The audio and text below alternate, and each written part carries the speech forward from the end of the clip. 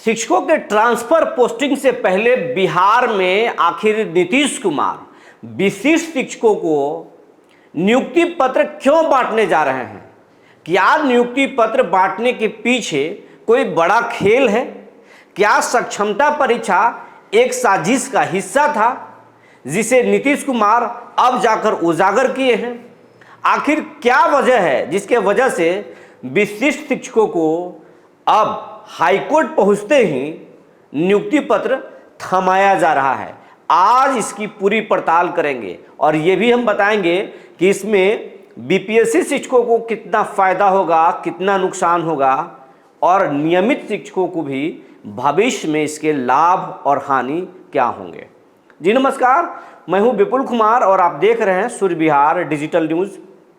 अब हम बिहार भर के तमाम शिक्षकों से, चाहे वो बीपीएससी शिक्षक हों, विशिष्ट शिक्षक हों या नियोजित शिक्षक हों या नियमित शिक्षक हों, तमाम शिक्षकों से मेरा विनम्र अपील है कि आपका प्यार तो हमें ज़रूर मिल रहा है, खूब मिल रहा है।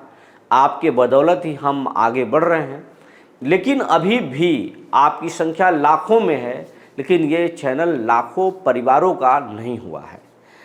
अगर हम आपके लिए रोज़ाना खबर जुटा रहे हैं, आपकी हक की बात कर रहे हैं, समाज की हक की बात कर रहे हैं, आपका भी दायित्व तो बनता है कि आप हमारे इस संस्थान को, इस चैनल को सहयोग करें। सहयोग के रूप में आपसे हम कोई पैसा नहीं मांग रहे हैं, कोई आर्थिक मदद नहीं मांग रहे हैं, ना कोई आपको ज़्यादा मेहनत करना पड़ रहा। बस यूट्यूब पर आप जाएं, सूर्य बिहार चैनल के सामने सब्सक्राइब का बटन दबा दें, बेल आइकन को दबा दें।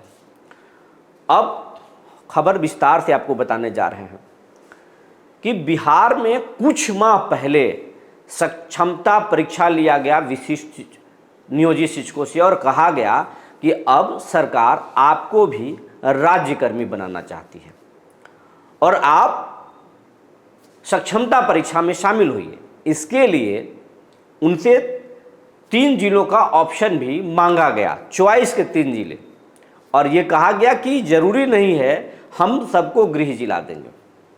ये कहकर परीक्षा भरवाया गया। शुरुआती दौर में इस परीक्षा का खूब विरोध हुआ, लेकिन शिक्षक माने नहीं और इसके फायदे देखकर सक्षमता के परीक्षा दे दिए। अब यहीं पर लाखों की संख्या में करीब 3 लाख से ज़्यादा, 4 लाख के करीब नियोजित शिक्षक थे। अब उनकी संख्या उसमें से बहुत ज़्यादा घट गई। अब मानिए 70 से 80 हज़ार ही नियोजित शिक्षक बच गए हैं, बाकी जितने भी हैं वो सक्षमता परीक्षा दे दिए हैं। 1,80,000 से ज़्यादा तो पास हैं जो जिनको नियुक्ति पत्र मिलेगा, और बहुत सारे शिक्षक ऐसे हैं जो सक्षमता परीक्षा दिए हैं, उनका रिजल्ट नहीं आया है, और मात्र 70,000 से 75,000 शिक्षक ऐसे बचे हैं जो विशुद्ध रूप से अभी नियोजित शिक्षक हैं और वो परीक्षा में शामिल होने का नहीं फैसला लिया है। उनको इस ट्रांसफ़र और नई पोस्टिंग से कोई लेना देना नहीं। अब नीतीश कुमार सक्षमता परीक्षा ले लिए कुछ महीना पहले, उसके बाद सक्षमता परीक्षा पाठक जी के समय में ही लिया गया। उसके बाद में सक्षमता परीक्षा के महीनों गुजर गए, लेकिन उसका रिजल्ट जारी नहीं हुआ। ये सिद्धार्थ साहब आए और बात उठने लगी कि बीपीएससी शिक्षक 400 किलोमीटर दूर, 500 किलोमीटर दूर, 300 किलोमीटर दूर हैं, उनको बहुत परेशानी हो रही है, और सक्षमता पास जो शिक्षक हैं वो भी, उनकी पोस्टिंग कब होगी और उनकी अगर पोस्टिंग हो तो राहत उनको दिया जाए। सबको लग रहा था कि गृह जिला में ही हमारी पोस्टिंग होगी और नौकरी नई नहीं होगी, नौकरी हमारी पुरानी ही रहेगी, हमको प्रमोशन का लाभ दिया जाएगा, हम जो नौकरी किए हैं उसका लाभ तो हमको मिलेगा, एक्सपीरियंस का लाभ तो मिलेगा ही। कारण भी था, नीतीश कुमार 1 साल पहले जब बीपीएससी शिक्षकों को नियुक्ति पत्र बांट रहे थे तो गांधी मैदान में नियोजित शिक्षकों को राज्यकर्मी बनाने के बारे में एक लॉलीपॉप भाषण दिया था। ज़रा इस वीडियो को देख लीजिए जो उस वक्त एक बड़े चैनल के द्वारा दिखाया गया था। ज़रा ये नीतीश कुमार का बयान सुन लीजिए। बहाल किया नियोजित शिक्षकों को। अब हम लोगों ने सोच लिया है कि जो नियोजित शिक्षक हैं उन नियोजित शिक्षकों के लिए हम एक मामूली परीक्षा का आयोजन करेंगे और उसके बाद उनको भी परमानेंटली सरकारी बनाएंगे। ये हम लोगों की इच्छा है।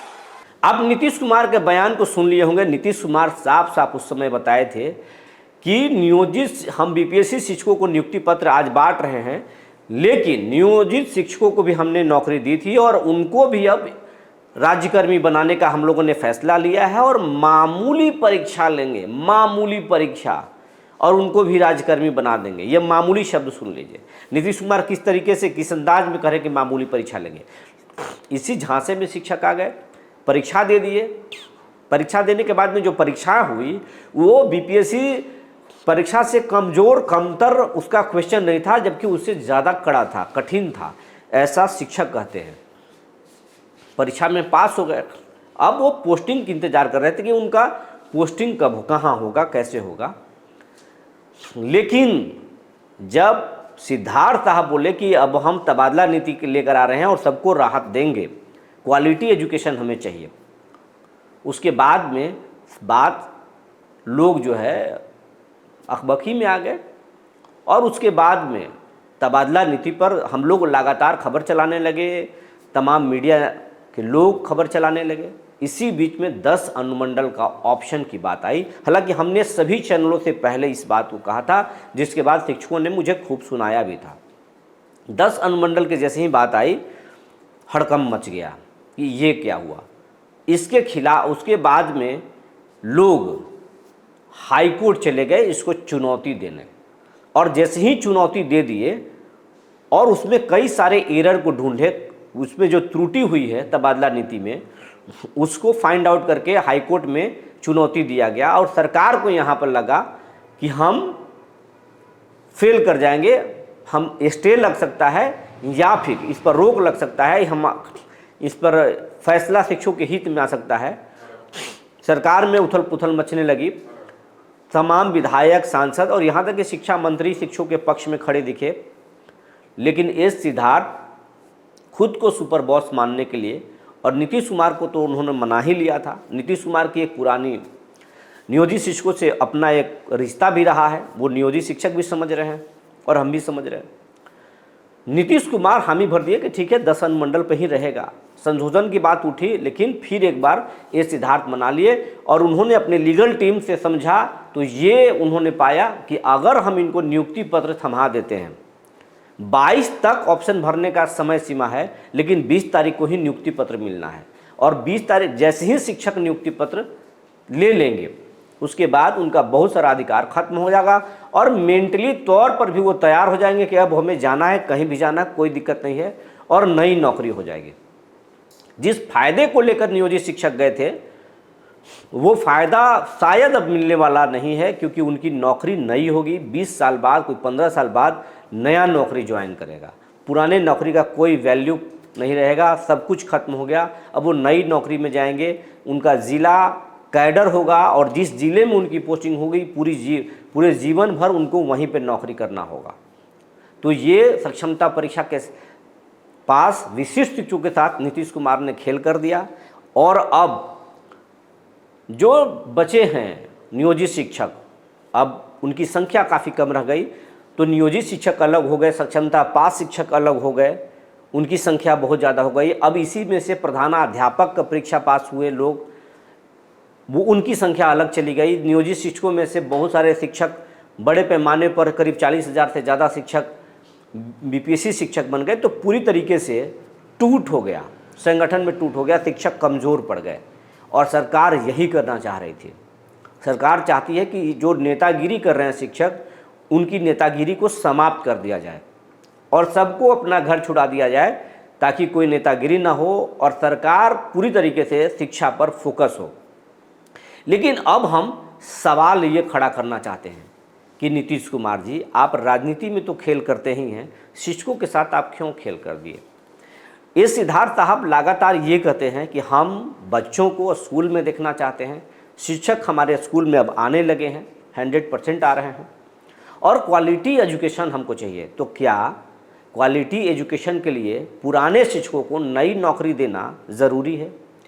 अगर हम नई नौकरी नहीं देते, पुरानी नौकरी में ही अगर उनको हम पोस्टिंग देते, उनको राज्यकर्मी बनाते, तो क्या क्वालिटी एजुकेशन नहीं आता?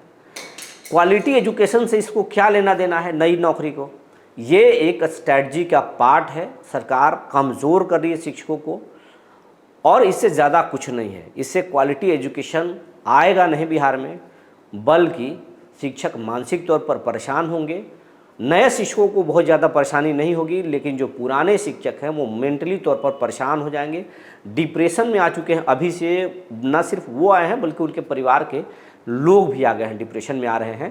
तो इससे क्वालिटी एजुकेशन बिहार का प्रभावित होगा, न कि बेहतर होगा। वैसे आने वाला वक्त में क्या होगा ये कहना मुश्किल है, लेकिन नीतीश कुमार ने एक बार नियोजित शिक्षकों के साथ, सक्षमता पास शिक्षकों के साथ और तमाम शिक्षकों के साथ खेल कर गए। उन्होंने साबित कर दिया कि नीतीश से दुश्मनी सही नहीं है। अगर आप दुश्मनी कर लिए तो आपको भोगना ही पड़ेगा। नीतीश कुमार ने नियोजित शिक्षकों को भी अच्छी तरीके से समझा दिया, और उसी का नतीजा है सक्षमता परीक्षा। सक्षमता परीक्षा शिक्षकों को राज्यकर्मी बनाने का एक प्रोसेस नहीं था, बल्कि अब विपक्षी दल के लोग कह रहे हैं या शिक्षक नेता भी कह रहे हैं कि ये सक्षमता परीक्षा एक साजिश का हिस्सा था, जो नीतीश कुमार साजिश के तहत लाए, शिक्षकों को वर्ग लाए, शिक्षकों से एग्ज़ाम दिलवाए, और अब उनको नई नौकरी का नियुक्ति पत्र दे रहे हैं, और अब उस नियुक्ति पत्र को नई नौकरी बताकर वोट में चुनाव के लिए प्रचार करेंगे। यही है। हालांकि अब शिक्षक नेता जयंत सिंह, केशव कुमार और तमाम नेताओं से हमारी बात हुई। जयंत सिंह का जो गुट है वो रविवार को पूरे बिहार के कई जिलों में शिक्षकों के साथ एक बैठक कर रही है, और उस दिन आंदोलन का जो है समय सीमा तय होगा, और फिर शिक्षक पटना में आंदोलन करेंगे। सक्षमता परीक्षा पास शिक्षकों को भी संगठन मदद करेगी। उसके साथ साथ मनमानी तरीके से जबरिया ट्रांसफ़र पोस्टिंग का विरोध किया जाएगा, और शिक्षकों के हित के लिए बात होगी। अब आने वाला वक्त में शिक्षक व सरकार आमने सामने होंगे। ये इसका असर कितना शिक्षा व्यवस्था पर पड़ेगा, सरकार पर पड़ेगा, ये तो आने वाला वक्त ही बताएगा। लेकिन फिलहाल नीतीश कुमार ने शिक्षकों के साथ खेल कर दिया है। जो जानकारी निकल कर आई थी हमने आपको बता दिया। तब तक के लिए धन्यवाद।